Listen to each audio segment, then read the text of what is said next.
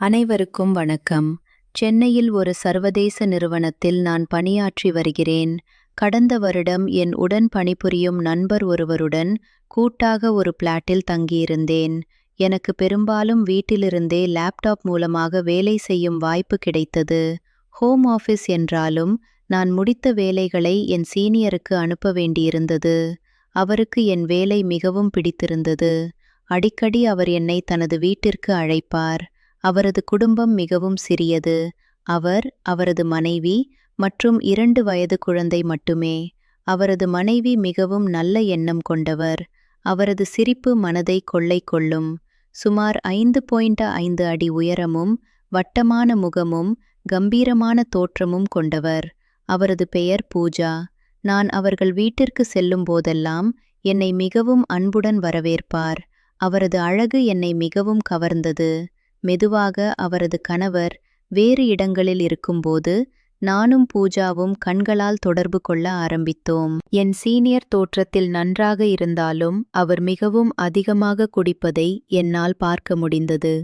நான் அவர்கள் வீட்டிற்கு அடிக்கடி செல்ல ஆரம்பித்தேன். படிப்படியாக எங்களுக்குள் பார்க்கும் பார்வையில் ஒரு வித்தியாசமான நெருக்கம் உருவானது.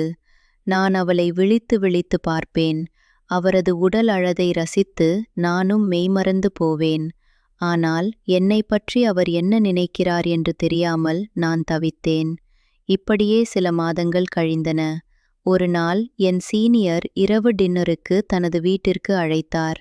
நானும் சந்தோஷமாக கிளம்பினேன். திடீரென்று அவரிடமிருந்து ஒரு ஃபோன் கால் வந்தது. அவருக்கு அவசரமாக டெல்லி செல்ல வேண்டியிருந்தது. டின்னருக்கு வர முடியாது, நீங்கள் வேறு நாள் பார்த்து கொள்ளலாம் என்றார். நானும் பரவாயில்லை, நீங்கள் போய் வாருங்கள் என்றேன். ஆனால் அவர் சொன்னார், வேண்டாம், டின்னர் பிளான் கேன்சல் செய்யாதே. என் மனைவி ஏற்கனவே சாப்பாடு தயார் செய்துவிட்டாள். நீ அங்கு சென்று சாப்பிடாவிட்டால் அந்த உணவுகள் வீணாகிவிடும். நீ எனது வீட்டிற்கு போ, நான் அவரிடம் பேசிக்கொள்கிறேன். இதுதான் சரியான தருணம் என்று நினைத்தேன். பூஜா என்னை என்ன நினைக்கிறாள் என்பதை இன்று புரிந்து கொண்டு, எல்லாம் சரியாக இருந்தால் இந்த இரவு மகிழ்ச்சியாக இருக்கலாம் என்று எண்ணினேன். வழியில் ஒரு மருத்துவக் கடைக்கு சென்று தேவையானவற்றை வாங்கிக் கொண்டேன். அவர் வீட்டிற்கு நான் சென்றபோது சரியாக இரவு 9 மணி. பூஜா என்னை உள்ளே அழைத்தார். கையில் குழந்தையுடன் இருந்தார். சாப்பாடு தயாராக இருந்ததால் இருவரும் நேரடியாக சாப்பாட்டு மேசைக்கு சென்றோம். என்ன, வந்தவுடனே சாப்பாடு போடுகிறாளே, ஒருவேளை சீக்கிரமாக சாப்பிட்டுவிட்டு என்னை அனுப்பிவிட்டு தூங்க வேண்டும் என்று நினைக்கிறாளோ என்று நான் வருத்தப்பட்டேன். ஆனால் அதை முகத்தில் காட்டிக்கொள்ளவில்லை. சீக்கிரமாக சாப்பிட்டு முடித்துவிட்டு சோபாவில் போய் அமர்ந்தேன். சற்று நேரத்தில் அவரும் வந்து என் எதிரே அமர்ந்தார். அவரது குழந்தை எங்களுக்கு நடுவே விளையாடிக் கொண்டிருந்தது. நான் முதலில் பேச ஆரம்பித்தேன். என் சீனியரை பற்றி புகழ்ந்து பேசினேன். அவர் மிகவும் பொறுமையானவர், திறமையானவர் என்றேன். அவரும், ஆமாம், ஆனால் வேலையில் மட்டும் அப்படி இருந்தால் போதுமா என்று இரட்டை அர்த்தத்தில் பதிலளித்தார். இதை கேட்டு நான் அதிர்ச்சியடைந்தேன். என்ன அப்படி சொன்னீர்கள் என்று கேட்டேன். அவர் எப்போது பார்த்தாலும் குடித்துக்கொண்டே இருக்கிறார். அது எனக்கு சுத்தமாக பிடிக்கவில்லை என்றார். நானும் வேறு என்னென்ன பிடிக்கவில்லை என்று கேட்டேன். சில விஷயங்களை பேச முடியாது, அந்த கஷ்டத்தை என்னால் மட்டும்தான் அனுபவிக்க முடியும் என்று மறைமுகமாக கூறினார். அப்போதே எனக்குள் சந்தோஷம் பொங்கியது. அவரது கணவனிடமிருந்து போதிய இன்பம் அவருக்கு கிடைக்கவில்லை என்பதை நான் புரிந்து கொண்டேன். நானும் பொறுமையாக, நீங்கள் எவ்வளவு கஷ்டப்படுகிறீர்கள் என்பதை என்னால் புரிந்து கொள்ள முடிகிறது என்றேன். அந்த சமயத்தில் குழந்தை அழ ஆரம்பித்தது. அவர் குனிந்து குழந்தையை பிடிக்க நான் அவரது உடல் அழகை ரசித்தேன். ஆனால் அவர் அதை உணர்ந்து ஒரு பார்வை பார்த்துவிட்டு குழந்தையை தூக்கி நிமிர்ந்து அமர்ந்தார். குழந்தை தூங்கும் நேரம் வந்துவிட்டது என்றார். எனக்கு ஏமாற்றமாக இருந்தது. நான் கிளம்புகிறேன் என்றேன். உடனே அவர், இல்லை, கொஞ்சம் பொறு, நான் குழந்தையை தூங்க வைத்துவிட்டு வந்து விடுகிறேன், பிறகு பேசலாம் என்றார். எனக்கு மிகவும் ஆறுதலாக இருந்தது. அவர் குழந்தையை அழைத்து கொண்டு அறைக்குள் சென்றார். 15 நிமிடங்களுக்கு பிறகு திரும்பி வந்தார். நீங்கள் என்ன நினைத்துக் கொண்டிருக்கிறீர்கள்? உங்கள் முகத்தையே பார்த்தால் எனக்கு தெரியும். உங்களுக்கு என்ன வேண்டும் என்று என் அருகில் வந்து கேட்டார். நான் அதிர்ச்சி அடைந்தேன். ஆனால் உடனே தைரியத்தை வரவழைத்துக் கொண்டு அவரது கையை பிடித்தேன். அவர் சிரித்தார். அதுதான் சரியான தருணம். அடுத்த பகுதியில் இந்த இரகசிய சந்திப்பு எங்கு சென்றது, அதனால் என்ன விளைவுகள் ஏற்பட்டன என்பதை காணலாம். தொடர்ந்து வாசியுங்கள். அவர் சிரித்ததும் நான் மேலும் தைரியமாகி அவரை அணைத்துக் கொண்டேன். அவர் முகம் முழுவதும் முத்தமிட்டேன். அவரும் பதிலுக்கு எனக்கு முத்தமிட்டார். அப்போதுதான் அவருக்கும் என் மீது ஆசை இருப்பதை நான் உணர்ந்தேன். அதன் பிறகு நான் அவரை தூக்கிக் கொண்டு படுக்கையறைக்கு சென்றேன். எங்களுக்குள் என்ன நடக்க வேண்டுமோ அது அன்று நடந்தது. நான் ஏற்கனவே தயாராகவே வந்திருந்ததால் பாதுகாப்பான முறையில் இருவரும் ஒன்று சேர்ந்தோம். அந்தச் சம்பவத்திற்குப் பிறகு நாங்கள் இருவரும் மிகவும் நெருக்கமானோம். அடிக்கடி சனி மற்றும் ஞாயிற்றுக்கிழமைகளில் சந்தித்து உல்லாசமாக இருக்க ஆரம்பித்தோம். அவரது கணவர் குடிகாரர் என்பதால் அவரது உடல் தேவைகளை நான் பூர்த்தி செய்து வந்தேன். எனக்கு வீட்டிலிருந்தே வேலை செய்யும் சூழல் என்பதால் என் சீனியர் வீட்டில் இல்லாத நேரங்களில் பூஜா எனக்கு ஃபோன் செய்து அழைப்பார். நானும் உடனே சென்று விடுவேன். அவரது குழந்தைக்கு 2 வயதுதான் என்பதால் எங்களுக்கு எந்த இடையூறும் இல்லை. அவர் சீக்கிரமாகவே குழந்தையை தூங்க வைத்து விடுவார். நான் சென்று அவருடன் நேரம் செலவழிப்பேன். இப்படியே எங்களின் தகாத உறவு தொடர்ந்தது. இன்னொரு புறம் என் சீனியரின் குடிப்பழக்கம் மோசமடைந்தது. முன்பை விட இப்போது அவர் அதிகமாக குடிக்க ஆரம்பித்தார். முன்பெல்லாம் சிறிதளவு குடித்தாலே போதை ஏறியது. இப்போது அந்த அளவில் அவருக்கு போதை வருவதில்லை. எனவே போதைக்காகவே அவர் அதிக அளவில் குடிக்க ஆரம்பித்தார். இதனால் அவரது உடல் நலமும் பாதிக்கப்பட்டது. இதற்கிடையில் நானும் பூஜாவும் தினமும் உல்லாசமாக இருக்க ஆரம்பித்தோம். உடல் ரீதியான நேரத்தை தவிர நாங்கள் நீண்ட நேரம் செல்போனில் பேசவும் தொடங்கினோம். எங்களுக்குள் நெருக்கமும் கள்ளக்காதலும் அதிகரித்தது. அந்த சமயத்தில்தான் எனக்கு ஒரு பெரிய வாய்ப்பு கிடைத்தது. என் கம்பெனி மூலமாக வெளிநாட்டிற்கு செல்லும் வாய்ப்பு வந்தது. இதை நான் பூஜாவிடம் சொன்னேன். அவர் அதிர்ச்சியடைந்தார். நீ என்னை விட்டு பிரிந்து செல்லப் போகிறாயா என்று கேட்டு அழுதார். எனக்கும் அவரை விட்டு பிரிவது கடினமாக இருந்தது. ஆனால் வெளிநாட்டு வாய்ப்பை இழக்கவும் மனமில்லை. பூஜா எங்கும் செல்ல மாட்டார். அவர் இங்கேயே இருப்பார். ஆனால் இந்த வாய்ப்பை நான் தவறவிட்டால் அது வேறு ஒருவருக்கு சென்றுவிடும். மீண்டும் இது கிடைப்பது அரிது. எனவே நான் வெளிநாடு செல்ல முடிவு செய்தேன். பூஜாவுக்கு இது பிடிக்கவில்லை. அவர் எப்படியாவது என்னை தடுத்துவிட முயன்றார். அவருக்கு உடல் ரீதியான தேவை இருந்தது. அவர் பல சாக்குப்போக்குகளை சொல்லி என்னை தடுத்தார். நான் அவரிடம், என் அப்பா என்னை படிக்க வைக்க நிறைய கடன் வாங்கியுள்ளார். அந்த கடனை நான் அடைக்க வேண்டும். நான் வாங்கும் சம்பளத்தில் அதை முடிக்க முடியாது. கொஞ்ச நாட்கள் வெளிநாட்டிற்கு சென்று பணம் சம்பாதித்துவிட்டு கடனை அடைத்துவிட்டு நிரந்தரமாக திரும்பி வந்து விடுகிறேன். அதன் பிறகு நமது உறவை தொடரலாம் என்று சொல்லி அவரை மனதை மாற்றினேன். அவருக்கும் வேறு வழியில்லாமல் சம்மதித்தார். ஒரு வழியாக நான் வெளிநாடு சென்றேன். அங்கு சென்ற பிறகு நான் தினமும் பூஜாவுடன் போனில் பேசி எங்கள் உறவை தொடர்ந்தேன். நான் வெளிநாடு சென்றதும் பூஜா மிகவும் கஷ்டப்பட்டார். நாங்கள் தினமும் உல்லாசமாக இருந்த பழக்கம் அவருக்கு இப்போது இல்லை. என்னை பிரிந்ததை அவரால் தாங்க முடியவில்லை. ஒவ்வொரு நாளையும் சமாளிப்பது கடினமாக இருந்தது. அவர் அடிக்கடி என்னிடம் போனில், நீ எப்போது திரும்பி வருவாய்? உன்னை நேரில் பார்க்க வேண்டும். மாதத்திற்கு ஒரு முறையாவது ஊருக்கு வந்துவிட்டு போ. என்னால் உன்னை இல்லாமல் இருக்க முடியவில்லை என்று அழுவார். நான் எப்படியோ சமாளித்து வந்தேன். ஒரு கட்டத்தில் பூஜாவுக்கு நான் இல்லாமல் இருக்க முடியாத நிலை ஏற்பட்டது. அவர் ஒரு முடிவு எடுத்தார். தன் கணவனை கொலை செய்ய வேண்டும். இது குறித்து என்னிடம் சொன்னார். என் கணவன் தினமும் குடிக்கும் அடிமையாகிவிட்டார். நான் மிகவும் கஷ்டப்படுகிறேன்.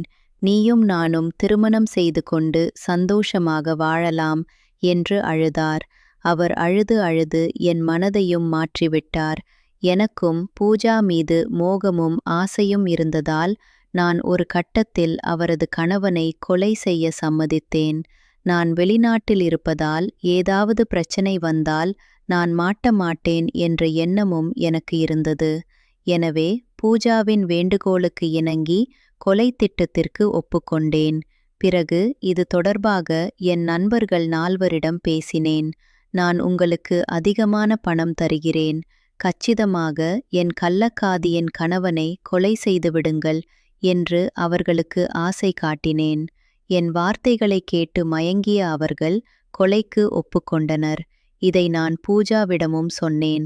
அவர் மிகவும் சந்தோஷப்பட்டார். அடுத்த பகுதியில் இந்த கொலை திட்டம் எப்படி செயல்படுத்தப்பட்டது, அதனால் என்ன விளைந்தது என்பதை அறியலாம். மேலும் சுவாரஸ்யமான திருப்பங்கள் வருகின்றன. தொடர்ந்து வாசியுங்கள். பூஜா மிகுந்த உற்சாகத்துடன் கொலை திட்டத்தில் ஒத்துழைத்தார். எப்படி அவரது கணவனை கொலை செய்வது என்று நாங்கள் விரிவாக திட்டமிட்டோம். நாங்கள் பல வழிகளை ஆராய்ந்தோம். எங்கள் சீனியர் மிகவும் எச்சரிக்கையாக இருக்க வேண்டும். எந்த தடயமும் இருக்கக்கூடாது. அந்த சமயத்தில் எதிர்பாராத விதமாக பூஜாவின் கணவரின் உடல்நிலை மோசமடைந்தது. அவர் உடனடியாக மருத்துவமனையில் அனுமதிக்கப்பட்டார். அவருக்கு சிகிச்சை அளிக்கப்பட்டு வந்தது. நாங்கள் கொலை செய்ய திட்டமிட்டிருந்தோம். ஆனால் அதற்கு முன்பாகவே அவர் உடல் நலம் பாதிக்கப்பட்டது. மருத்துவமனையில் இருந்தபடியே பூஜா என்னிடம் இதை தெரிவித்தார். நான் ஒரு யோசனை சொன்னேன். இதுவும் நல்லதுதான். உங்கள் கணவரை நாம் நேரடியாக கொலை செய்தால் எல்லோருக்கும் சந்தேகம் வரும். தற்போது அவருக்கு உடல்நிலை சரியில்லாமல் இருப்பதால் அவர் இப்போது இறந்தால் யாருக்கும் சந்தேகம் வராது. அவர் உடல்நிலை பாதிக்கப்பட்டுதான் இறந்தார் என்று எல்லோரும் நம்பிவிடுவார்கள். நாம் மாட்டிக்கொள்ள மாட்டோம். பூஜாவுக்கு இது ஒரு சிறந்த ஐடியாவாக இருந்தது. சீக்கிரமாக என் கணவரை டிஸ்சார்ஜ் செய்து வீட்டுக்கு அழைத்து வருகிறேன். உடனடியாக நம்முடைய திட்டத்தை செயல்படுத்த வேண்டும் என்றார். நானும் இது குறித்து என் நண்பர்களிடம் தெரிவித்தேன். கொலையை எப்படி சரியாக செய்வது என்று அவர்களுக்கு வழிகாட்டினேன். அவரது கை கால்களை நன்றாக கட்டிவிடுங்கள். அவர் அசையவே கூடாது. அவரது உடலில் எந்த சிறு காயமும் ஏற்படக்கூடாது. சிறு காயம் ஏற்பட்டாலும் நாம் மாட்டிக்கொள்வோம். முகத்தை தலையணையால் அமுக்கி மூச்சு திணறல் மூலம் கொலை செய்யுங்கள். இதையே நான் பூஜாவிடமும் சொல்லியிருந்தேன். சில நாட்களில் பூஜா தனது கணவரை மருத்துவமனையிலிருந்து டிஸ்சார்ஜ் செய்து வீட்டிற்கு அழைத்து வந்தார். அவருக்கு கொடுக்க வேண்டிய மருந்துகளை தவறாமல் கொடுத்து வந்தார். நாங்கள் நாள் குறித்தோம். வழக்கம் போல அவரது கணவருக்கு மருந்து மாத்திரைகள் கொடுக்கும்போது பூஜா தூக்க மாத்திரைகளையும் கலந்து கொடுத்துவிட்டார். அதை அறியாத அவர் மாத்திரைகளை சாப்பிட்டு ஆழ்ந்த உறக்கத்தில் மூழ்கினார். நள்ளிரவில் அவர் நன்றாக தூங்குவதை உறுதி செய்த பூஜா வெளிநாட்டிலிருந்த எனக்கு ஃபோன் செய்து தகவல் சொன்னார். நான் உடனே என் நண்பர்களுக்கு அறிவுறுத்தினேன். அவர்கள் உடனடியாக பூஜாவின் வீட்டிற்கு சென்றனர். பூஜா அவர்களுக்காக கதவை திறந்துவிட்டார். 4வரும் உள்ளே சென்றார்கள். அவர்கள் முன்பே தயாராக வைத்திருந்த கயிற்றைக் கொண்டு தூங்கிக் கொண்டிருந்த சீனியரின் கைகால்களை இறுக்கமாக கட்டினார்கள். அவர் அசைய முடியாதபடி 4வரும் சேர்ந்து பிடித்து கொண்டார்கள். பின்னர் ஒருவர் தலையணையால் அவரது முகத்தை அமுக்கினார். சீனியர் சிறிது நேரம் துடித்தார். பின்னர் அசையாமல் போனார்.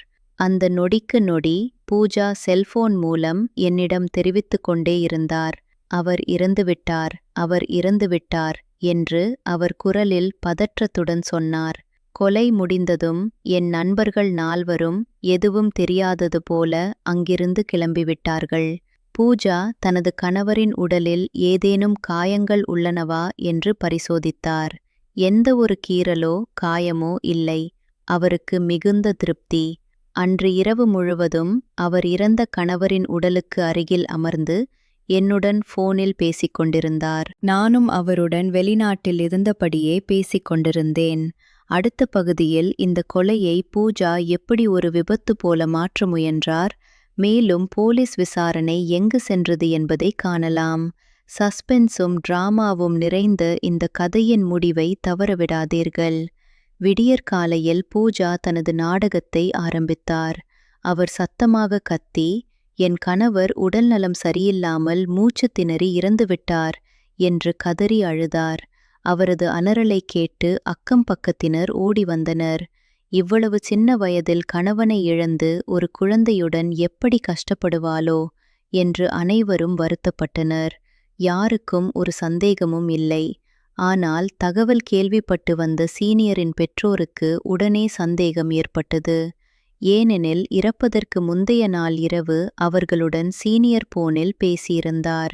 எனக்கு உடல்நிலை நன்றாக உள்ளது, எந்த பிரச்சனையும் இல்லை என்று அவர் உறுதியாக சொல்லியிருந்தார். அப்படி சொன்ன என் மகன் எப்படி திடீரென்று இறந்திருக்க முடியும்? நீதான் ஏதோ செய்திருக்க வேண்டும் என்று சீனியரின் பெற்றோர் பூஜாவை கேள்வி கேட்க ஆரம்பித்தனர். பூஜா மறுத்து அழுதாலும் அவர்கள் நம்பவில்லை. இறுதிச் சடங்கு எதுவும் செய்ய மாட்டோம், போஸ்ட்மார்ட்டம் முடிந்த பின்னரே எல்லாம் நடக்கும் என்று அவர்கள் உறுதியாக சொல்லிவிட்டனர். உடனடியாக போலீசாருக்கு தகவல் தெரிவிக்கப்பட்டது. போலீசார் சம்பவ இடத்திற்கு வந்து உடலை கைப்பற்றி பிரேத பரிசோதனைக்கு எடுத்துச் சென்றனர். இதை அறிந்த நான் அதிர்ச்சியடைந்தேன். பிரேத பரிசோதனையில் நாம் மாட்டிக்கொள்வோமே என்று பயந்தேன். பூஜாவுக்கும் ஒன்றும் புரியவில்லை. பிரேத பரிசோதனை முடிவுகள் வந்தன. அறிக்கையில் அவர் மூச்சு திணறலால்தான் இறந்தார் என்று கூறப்பட்டிருந்தது. ஆனால் அது இயற்கையான மரணம் இல்லை, கொலைதான் என்பதும் உறுதிப்படுத்தப்பட்டது. உடலில் எந்த காயமும் இல்லை என்றாலும் மூச்சு திணறலுக்கான அறிகுறிகள் இருந்தன. இதையடுத்து போலீசார் தங்கள் விசாரணையை தீவிரப்படுத்தினர். அவர்களுக்கு முழு சந்தேகமும் பூஜா மீதே இருந்தது. எனவே போலீசார் பூஜாவை அழைத்து தீவிர விசாரணை நடத்தினர். மேலும் அவரது செல்போனை கைப்பற்றி ஆய்வு செய்தனர். சம்பவம் நடந்த இரவு முழுவதும் பூஜா என்னுடன் நீண்ட நேரம் பேசியதும் அடிக்கடி நாங்கள் இருவரும் போனில் தொடர்பு கொண்டதும் போலீசாருக்கு தெரிய வந்தது. பின்னர் போலீசாரின் கடுமையான விசாரணையில் பூஜா உடைந்து போனார். அவர் அனைத்து உண்மைகளையும் கூறிவிட்டார். ஆம், நானே என் கணவரை கொலை செய்ய திட்டமிட்டேன். வெளிநாட்டில் உள்ள என் காதலன் உதவியுடன் என் நண்பர்கள் மூலம் கொலையை நடத்தினோம் என்று ஒப்புக்கொண்டார். இதையடுத்து போலீசார் என் நண்பர்கள் நால்வரையும் அதிரடியாக கைது செய்தனர். நான் வெளிநாட்டில் இருந்ததால் என்னை கைது செய்வதற்கான நடவடிக்கையிலும் போலீசார் தீவிரமாக இறங்கினர். சர்வதேச காவல் ஒத்துழைப்பு மூலம் என்னை வெளிநாட்டிலிருந்து பிடித்து இந்தியா அழைத்து வரப்பட்டேன். நானும் கைது செய்யப்பட்டேன். வழக்கில் நான் இரண்டாவது குற்றவாளியாக ஆக்கப்பட்டேன். நீதிமன்றத்தில் எங்கள் மீது கொலை குற்றச்சாட்டு நிரூபிக்கப்பட்டது. நானும் என் நண்பர்களும் பூஜாவும் குற்றவாளிகள் என தீர்ப்பளிக்கப்பட்டது. எங்களுக்கு ஆயுள் தண்டனை விதிக்கப்பட்டது. நாங்கள் அனைவரும் சிறையில் அடைக்கப்பட்டோம். சிறையில் இருக்கும் இந்த நிமிடம் வரை நான் அந்த முதல் நாள் இரவு பூஜாவின் வீட்டிற்கு செல்லாமல் இருந்திருக்கலாமோ என்று நினைத்து கொள்கிறேன். ஒரு தவறான முடிவு எப்படி என் முழு வாழ்க்கையையும் அழித்தது என்பதை நான் உணர்கிறேன். என் சீனியர் மீது எனக்கு இன்று மிகுந்த வருத்தமும் குற்ற உணர்வும் உள்ளது. அவர் எனக்கு உதவி செய்தார், ஆனால் நான் அவரை கொலை செய்தேன். கள்ளக்காதல், பேராசை, தவறான முடிவுகள் இவை அனைத்தும் சேர்ந்து எங்களை அழித்தன. இந்த சம்பவத்திலிருந்து நான் கற்றுக்கொண்ட பாடம், ஒருபோதும் தவறான பாதையில் செல்லக்கூடாது, மற்றவர்களின் நம்பிக்கையை மீறக்கூடாது. இந்த கதையை படிக்கும் அனைவரும் என் தவறுகளிலிருந்து கற்றுக்கொள்ள வேண்டும். வாழ்க்கையில் எந்த ஒரு தவறான நடவடிக்கையும் உங்களை பெரிய இருளில் தள்ளும். இறுதியாக நீதி எப்போதும் வெற்றி பெறும். எங்கள் அனைவருக்கும் தண்டனை கிடைத்துவிட்டது. இப்போது சிறையில் கிடக்கும் நான் ஒருபோதும் அந்த தவறான நாளை மறக்க முடியாது. இந்த சோகமான முடிவிற்கு பிறகும் இந்த கதையிலிருந்து நாம் ஏராளமான பாடங்களை கற்றுக்கொள்ளலாம். உங்கள் கருத்துக்களை கீழே உள்ள கமெண்ட் பிரிவில் பகிர்ந்து கொள்ளுங்கள். நன்றி, வணக்கம்.